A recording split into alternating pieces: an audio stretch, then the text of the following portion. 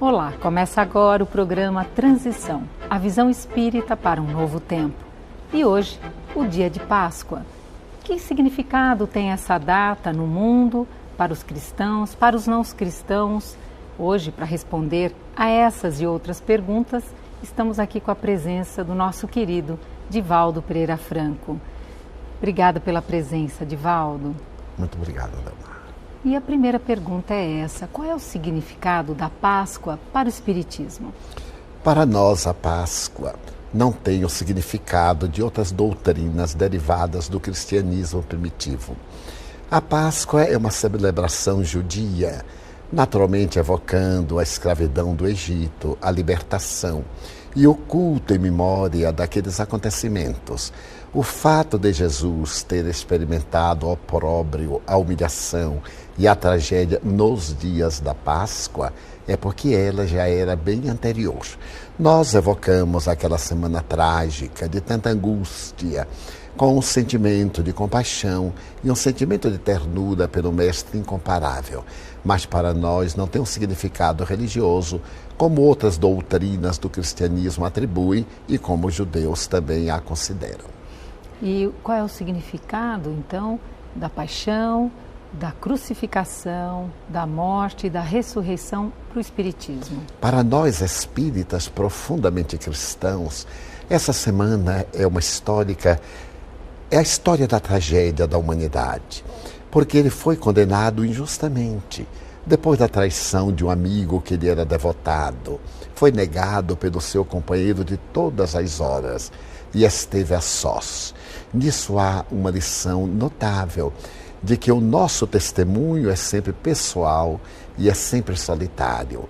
Então, quando nós consideramos aquele momento em que ele está no pretório para ser julgado pelo dominante estrangeiro que esmagava o povo hebreu e que recorreu ao seu prestígio, porque Roma crucificava numa herança tradicional da Fenícia. Então nós vemos a figura incomparável de Jesus, o doce cordeiro viajando para o matadouro. Então isso é um convite para nós considerarmos que a existência física é também uma grande jornada de testemunhos, de solidão e de experiências iluminativas. Logo depois, a crucificação é o momento culminante da trajetória do homem que reverteu a história, que modificou a estrutura sociológica do pensamento histórico. Mas, ao mesmo tempo, consideramos, se não tivesse havido a crucificação, portanto a morte, nós não teríamos a madrugada luminosa da ressurreição. Aquelas dores foram todas atenuadas quando os discípulos, e Maria de Madalena em particular, encontraram a sepultura vazia e ele vai se apresentar logo depois, no local em que os amigos estavam amedrontados, reunidos, depois de haver falado com Maria de Madalena. Considero, pessoalmente, um dos momentos culminantes do cristianismo, quando ele elege uma mulher que fora equivocada e que realizou a mais notável trajetória de transformação moral interiormente, para poder fazer dela a mensageira das boas novas. Para mim, este é o instante culminante da vida feminina na história da humanidade. E ela se torna a porta-voz da grande notícia. E como era natural, tida em suspeição, não recebeu a compreensão nem dos melhores amigos. E ele logo depois aparece para poder confirmar a glória da imortalidade da alma. E no sábado de Aleluia, onde existe a queima do boneco representando Judas, algumas pessoas já te perguntaram, Divaldo, mas a tarefa, quer dizer, Judas já veio com essa tarefa de trair o mestre? Não, nós sempre consideramos que ninguém traz a destinação para uma tragédia desta natureza.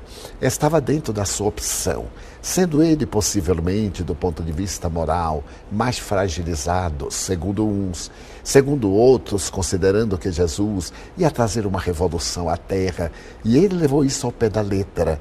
considerando uma revolução política para poder restaurar o trono de Israel sobre todo o mundo, já que ele era o Messias. E o Messias tradicional deveria ser voluptuoso, dominador, esmagando as nações que se deveriam submeter ao cetro israelita. Então Judas, na sua perturbação íntima, e assolado por espíritos perversos que sintonizaram com ele no momento dos conflitos, teria ido levá-lo a esta situação, certo de que, no momento azado, ele reagiria e então ele anteciparia a revolução. De uma forma ou de outra, não se justifica. Ninguém está predestinado a trair um amigo, ainda mais aquele amigo especial. Foi o momento da grande debacle moral do companheiro. E é de enternecer que quando Jesus volta pela ressurreição e Maria Madalena vai abraçá-lo, ele pede que não o faça, porque, segundo a tradição, ele teria ido às regiões inferiores para buscar Judas. Nesse sentido, até que anuímos com a Igreja Católica, quando fala que ao terceiro dia ele desceu aos infernos, entre aspas. Esses infernos seriam da consciência do companheiro do Dido e arrancou-o daquele estado lamentável para que ele tivesse ensejo de reencarnar-se, o que fez durante todos os séculos, até sublimar-se na condição de Joana d'Arc, quando resgatou a tragédia do Gólgota da sua traição. Você tocou num ponto também tão importante que, no momento do testemunho de Jesus, os apóstolos abandonaram o mestre tão querido. Qual é a visão do Espiritismo nesse ponto? A fragilidade humana. Como nós somos resultado das nossas emoções. Enquanto tudo eram esperanças, expectativas, promessas, o júbilo cantava o hino na alma daqueles homens e mulheres. Mas no momento do testemunho para o qual Jesus viera e lhes disse muitas vezes, naquela semana mesmo, quando subia a Jerusalém e recebeu a ovação do povo no Domingo de Ramos, há um momento em que o Espírito Joana de Ângeles me leva a reflexionar da seguinte maneira: a entrada triunfal em Jerusalém. Jogam tapetes, tecidos, para que ele pudesse passar como um grande rei sob o tapete vermelho. Mas, em realidade, ele vai montado no jumento. E aquelas homenagens são para o jumento, não para ele, porque ele está acima da terra como uma ponte que liga o mundo à divindade. Então é curioso notar que realmente aqueles companheiros não esperavam. Esperavam que naquela consagração eclodisse a revolução e ele se tornasse o rei da terra. Mas ele não o era, não viera para isto. No entanto, vale considerar que enquanto os homens que estavam ao seu lado afastaram-se, as mulheres foram-lhe muito fiéis, com exceção de João, que era ainda quase um adolescente, 16 anos, um pouco mais talvez, e as mulheres com quem ele sempre contou. Estiveram ao seu lado, mesmo no pretório, depois na Via Crucis, posteriormente ao lado da cruz, demonstrando que Jesus foi o primeiro feminista da humanidade. É ele que estabelece o primeiro código de libertação da mulher, que a dignifica e que, através desse gesto, demonstra como nós somos fracos diante dos grandes testemunhos. Por isso os amigos afastaram-se. Divaldo, e a diferença entre ressurreição e reencarnação? É tão linda essa proposta, nessa pergunta, porque alguns adversários da reencarnação, dos arraiais cristãos, católicos, evangélicos, presbiterianos, etc., sempre se referem que há ressurreição, não reencarnação. A diferença é muito sutil. No Evangelho, vamos encontrar a palavra ressurreição em duas posturas. A ressurreição dos mortos e a ressurreição da carne. Ressuscitar dos mortos é retornar da tumba. Jesus ressuscitou dos mortos. E a ressurreição da carne é nascer novamente na carne, reencarnar. João era a reencarnação do profeta Elias. Então, a diferença entre ressurreição e reencarnação é que a ressurreição é o retorno da vida espiritual e a reencarnação é o retorno no corpo físico, em que a individualidade e a personalidade trabalham em favor do progresso da criatura humana.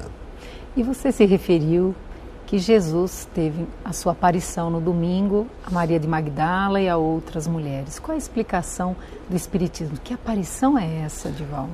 Ele voltou em corpo espiritual. A morte não desagregou as suas partículas. Ele continuava perfeitamente vivo, de tal forma que ela supôs, estando ele de costas, que era o jardineiro. Tão física era a sua aparência.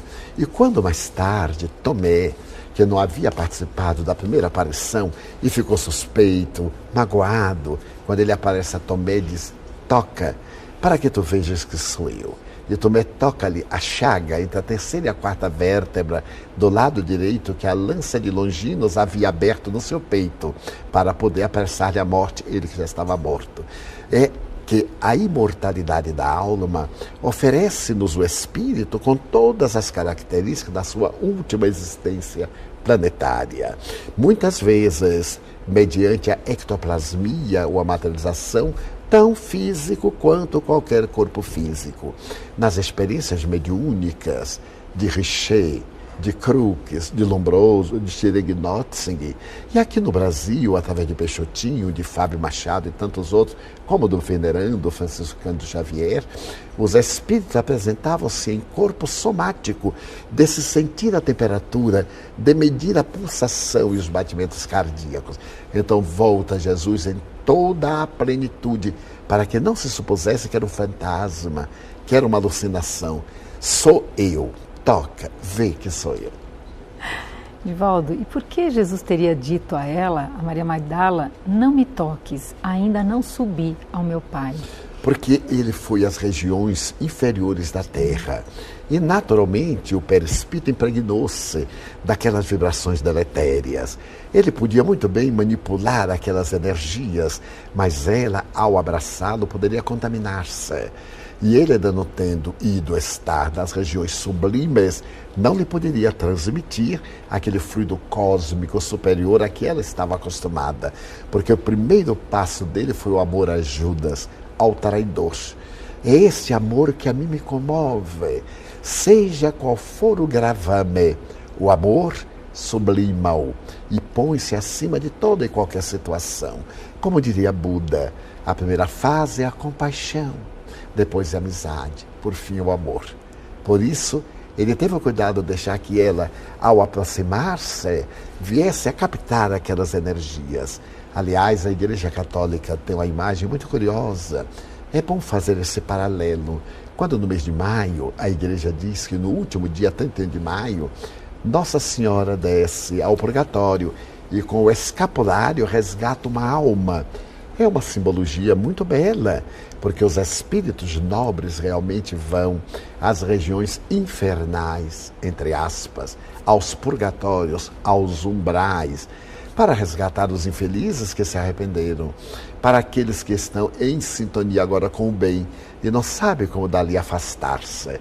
Os espíritos nobres vão em busca e trá-los para regiões menos dolorosas, onde eles são beneficiados e transferidos para as regiões onde progridem e se preparam para futuras reencarnações. Divaldo, lendo as narrativas do Evangelho, nota-se a determinação de condenar e de matar Jesus. Por que tanto temor de todo o sinédrio com a presença de Jesus? Porque a verdade é temerária. Eles viviam do comércio que realizavam no templo. E aquela chegada de Jesus ao templo, dizendo que não era um local de comércio, era a casa de Deus. O pânico que se fez entre eles, derrubando as mesas dos cambistas, tudo aquilo prejudicou economicamente ao sinédrio.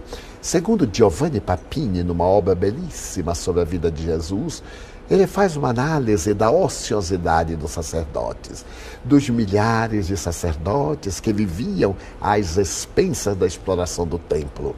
Havia para qualquer circunstância um holocausto, desde a matança das pombas até os animais de grande porte, para poderem libertar-se dos seus crimes, como ainda existem alguns arraiais. Então Jesus vem e demonstra que não é isso. Não será o holocausto de um animal que limpa a culpa de um indivíduo. Será a sua transformação moral. A ação do bem dedicada às demais criaturas. Então se tornou uma ameaça. Porque a partir daquele momento as pessoas começariam a despertar.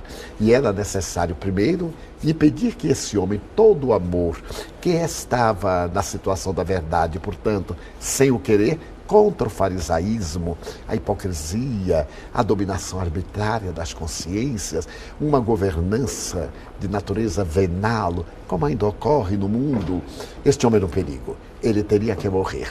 Como muitas vezes vemos hoje na Terra, ainda nos conciliábulos do mal, em determinadas situações políticas, em que se matam, não apenas tendo a vida física, mas se mata desmoralizando o indivíduo, fazendo afastar-se do meio social, aniquila-se-lhe a honra para poder matar-lhe o ideal que existe nele. Então, era inevitável que matassem o corpo de Jesus, não a ele.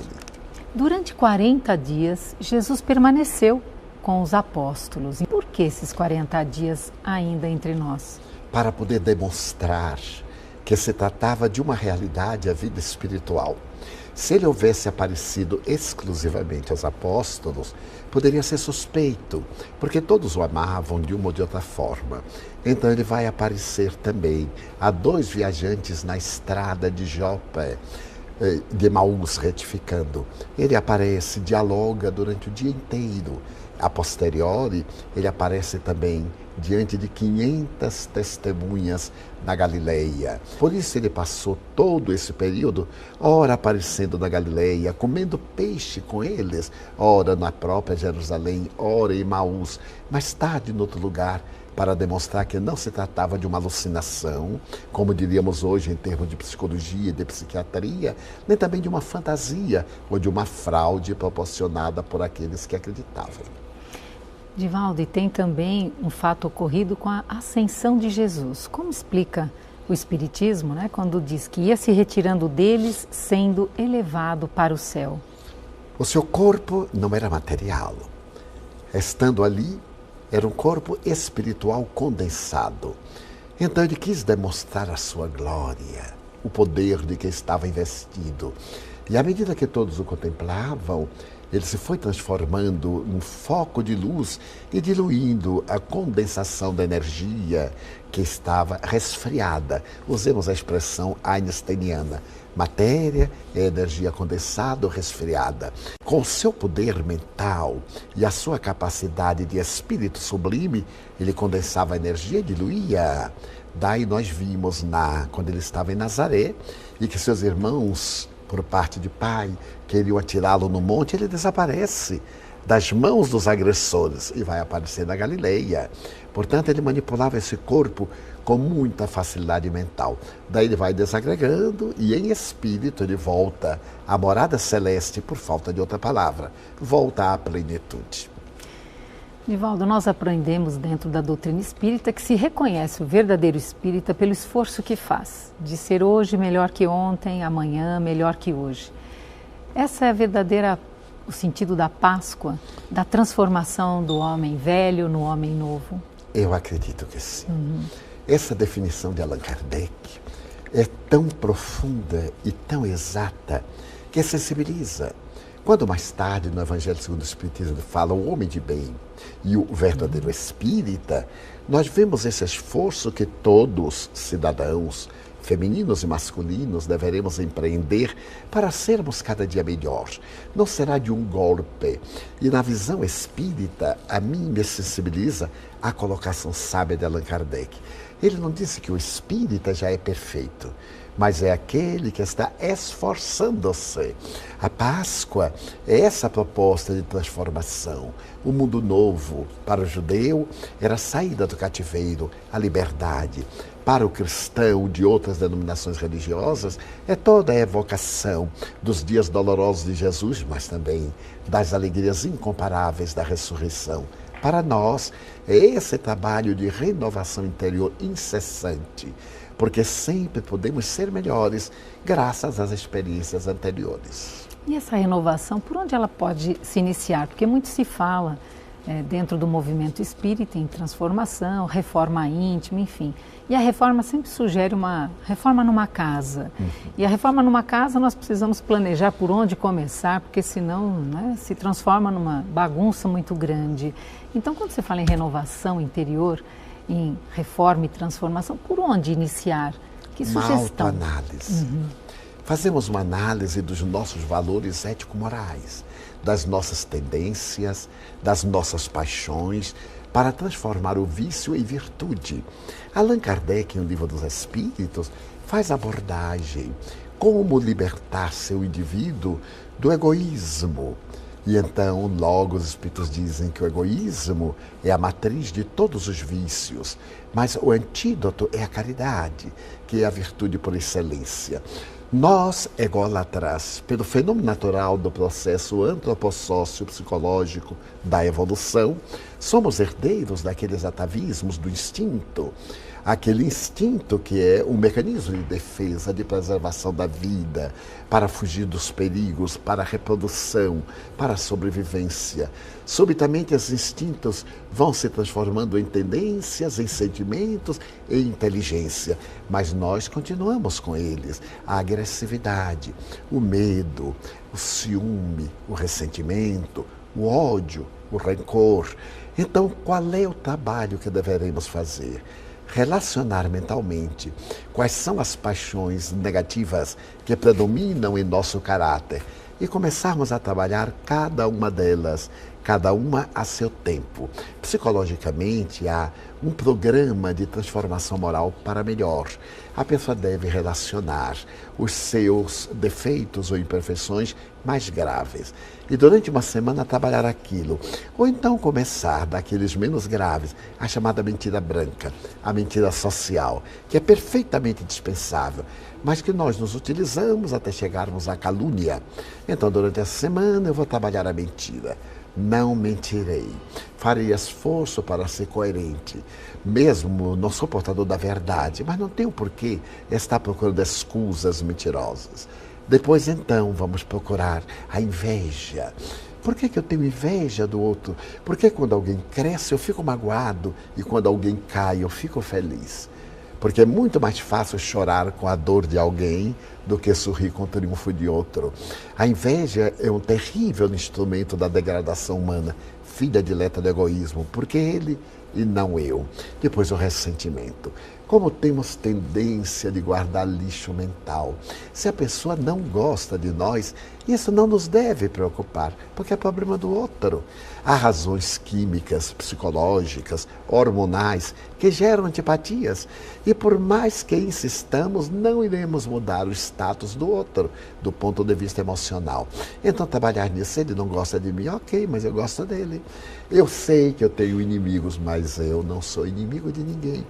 Então, nós iremos observando esses vícios, esses erros, as imperfeições e trabalhando-as. Iremos libertando-nos e é tão fascinante quando podemos olhar para trás assim, Deus meu, eu era tão cheio de conflitos secundários, agora eu estou mais ou menos em paz. Está havendo a transformação, que não deve parar. Então já tem aí, as pessoas que estão te vendo e ouvindo, tem um bom roteiro, tem uma boa dica de como iniciar. É verdade. Enquanto você falou, eu lembrei, Divaldo, da lei de amor que nós temos no Evangelho. Então, no início, temos instinto, mas amadurecidos aparecem as sensações. Logo evoluímos depois, um pouco mais os sentimentos e o mais nobre deles, que é o amor, né? O mais sublime, mostrando aí uma trajetória. Então, não é algo que de um dia para o outro, essa transformação que tanto se espera, às vezes algumas pessoas ficam esperando que venha. E você está dando aí uma sugestão que é trabalho. Por uma semana, anote, se observe o progresso. Então, isso é algo a ser desenvolvido, é trabalho, não é, É trabalho Divaldo? pessoal, é uma conquista. É a mudança de um patamar vicioso para um outro menos perturbador, para um outro mais agradável, para um outro feliz, onde esteja presente a lei de amor. Tudo na vida são esforços, labores que devemos desenvolver com uma finalidade nobre, de encontrar a própria felicidade. Mas para poder encontrá-la é necessário aprender a conviver, até mesmo na moderna educação. Por volta de 1998, a Unesco, observando a paisagem educacional da Terra, ficou escandalizada com o fracasso da pedagogia, da metodologia, das grades escolares. Então convidou um grande pedagogo francês, Jacques Delors, para que ele estudasse com antigos ministros da educação no mundo a problemática da educação. E ele apresentou um relatório, que é chamado Relatório Delors, fantástico, propondo uma nova educação em 4 itens. Aprender a ser, aprender a fazer, aprender a conviver. Note que coisa curiosa, né? Colocou praticamente a proposta do Evangelho. Sim. E aprender também, sobretudo, a amar. Essas bases de Delors foram encaminhadas ao maior pedagogo francês, que é Edgar Morin. E então ele construiu 7 pilares da educação moderna. Olha aí, é a transformação moral. Aprender a conviver. Porque na escola nós muitas vezes até aprendemos a não conviver ou a conviver mal. É uma proposta nova, trabalhando o indivíduo para aprender a fazer, aprender a ser, aprender a conviver. São fantásticas essas propostas. E Jesus foi um exemplo de tudo isso na Terra, né? O grande mestre. Exatamente. Divaldo, o significado da última ceia? É a demonstração de que nos momentos mais difíceis necessitamos de estar juntos. A proposta da Santa Ceia é a da fraternidade no seu momento culminante. Jesus sabia que dentro de alguns minutos ele estaria traído, deveria começar o testemunho para o qual ele viera. Então reuniu como uma galinha aos seus pintainhos, numa imagem muito típica da linguagem da época, e lavou-lhes os pés. Quer dizer, é o estado máximo. Ele havia dito que nós deveríamos ser servos dos nossos servos. Então ele fez-se o servo do mundo, para que nós nunca nos esquecêssemos da fraternidade. Ninguém melhor do que o outro. Pode estar mais bem aquinhoado, possuir determinados requisitos, mas todos somos filhos de Deus em igualdade de condição. E então diz o Evangelho com muita beleza, cingindo-se com uma toalha e a bandeja, começou a lavar os pés. E quando Pedro disse, aos meus não lavarás, então não terás nada comigo. É a fraternidade, tão decantada e tão escassa. Eu me lembro que na Revolução Francesa, a nobre Madame Roland, que pertencia ao Partido Popular e que foi guilhotinada graças à grande loucura dos dias do terror de Robespierre, ela então, diante da guilhotina, olha a multidão e diz esta frase encantadora: fraternidade, fraternidade. Quantos crimes se cometem em teu nome? Jesus veio mostrar a fraternidade real, de nos ajudarmos, de sermos o servo do irmão e nunca sermos aquela carga pesada sobre o nosso irmão. Então a última ceia é o apelo à fraternidade universal. Divaldo, mais uma vez a nossa gratidão pela tua presença e por todos esses conhecimentos, ensinamentos, esse amor que você dedica a todos nós. Muito obrigada. Muito obrigado. E o programa Transição chega ao seu final. Que você possa, no restante do dia, refletir sobre a sua transformação e que o amor possa fazer parte de todos os seus pensamentos, palavras e ações daqui por diante. Até a próxima Transição, a visão espírita para um novo tempo. Até lá!